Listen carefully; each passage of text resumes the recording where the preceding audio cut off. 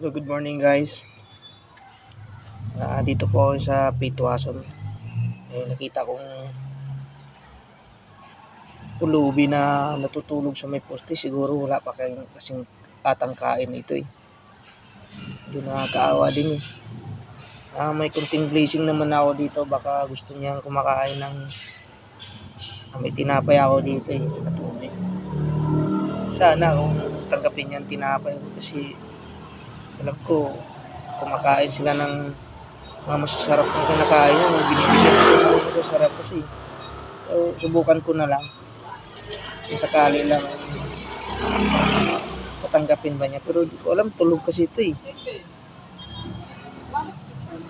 Malay ko. Kaya po, itong di ko alam nung simbahan to sa may Pitwason banda to eh.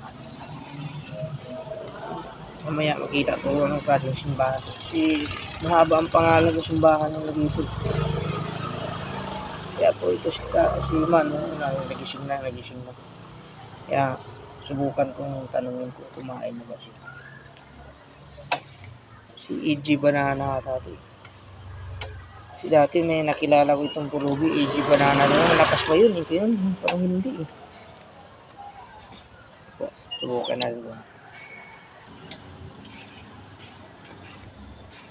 Manong! Kumakain ka na ba? Kumakain ka na ba? May tinapay ko, baka gusto mo.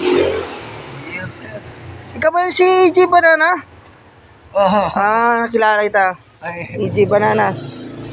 Ito, may tubig ako. Kunin ko sa tinapay ko ha. Malamig pa yan ha. Nalay po ha. Kuya, kukunin ko.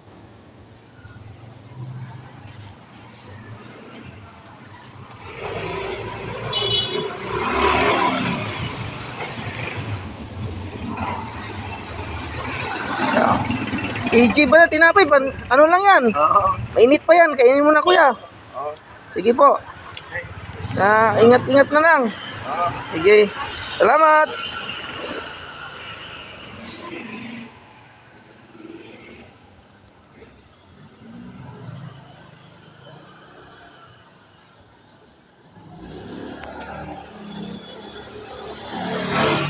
E.G. Banana pala yun. Lord God, thank you po. Si E.G. Banana pala yun. Ang dating na ano ko na yun, binibigyan dati. Kaso lang, hindi ko na siya kilala kasi medyo malakas pa yun dati. E.G. May vlog din ako yun. Ang nakaraan si E.G. Banana. Siya yun. Nasa YouTube din, may kita niyo yun. Yan po.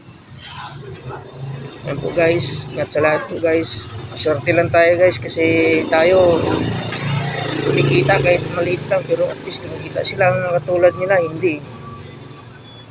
Umaasa na lang kung bibigyan o hindi. Kung walang bibigay, wala silang pagkain. Yan guys. Share the blessing na lang po guys sa lahat. God bless you all.